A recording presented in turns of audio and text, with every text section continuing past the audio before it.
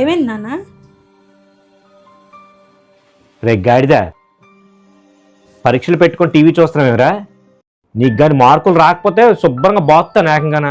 ఏంటన్నా ఎప్పుడు చూసినా అలా తిడతారు? ర్యాంక్ కొట్టకపోతే అప్పుడు తిట్టండి.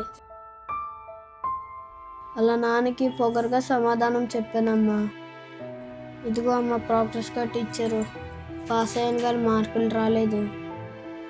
ఇంకంతే అమ్మ, నాన్న చేతిలో నా పని అయిపోయినట్టే. పాస్ అయ్యాను కానీ ర్యాంక్ తెచ్చుకోలేదు కదా. వెళ్ళమ్మా ఆ బెల్ట్లో కర్రలు పక్కనెట్టు. నాన్న వచ్చి నాకు రేపెట్టేస్తారు.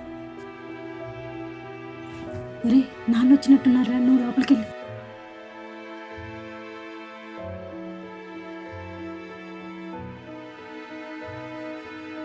చేతులేంటి?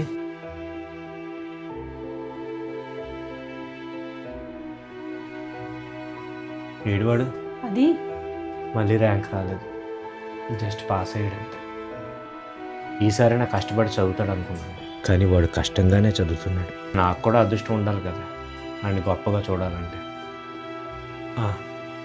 ఓ పని చేయి, ఇది నాకు చూపించానని వాడితో చెప్పకు. నువ్వే దీని మీద సైన్ చేసి మళ్ళీ అది మాట వాడికి చెప్పావంటే నేనేమైనా కొడతానని మళ్ళీ బాధపడతాడు. కొన్ని రోజులుగా వాడిని తిడుతూనే ఉన్నాను. నాకు కొంచెం పని ఉంది, చూసుకొని వస్తాను.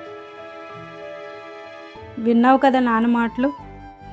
బెల్ట్లు కర్రలు తీసుకురామ్మా, నన్ను నాన్న బాధేస్తారని అన్నావు. ఏదిరా, మీ నాన్న నిన్ను బాధ పెట్టాలని ఎప్పుడు అనుకోర్రా. నీకు ఏ బాధ రాకుండా చూసుకోవాలని అనుకుంటారు. నేను కొట్టేయాలి తిట్టేయాలని మీ నాన్నకి ఎప్పుడూ ఉండదు. అది నీకు తెలియక మీ నాన్న మీదే నువ్వు మాటలు ఇస్తున్నావు. చదువు అనేది జ్ఞానాన్ని పెంచాలి కానీ గర్వాన్ని పెంచకూడదు. ఇక నేను చదువుకుంటానమ్మా, మార్కుల కోసమే కాదు, నాన్న కళల్లో ఆనందం కోసం.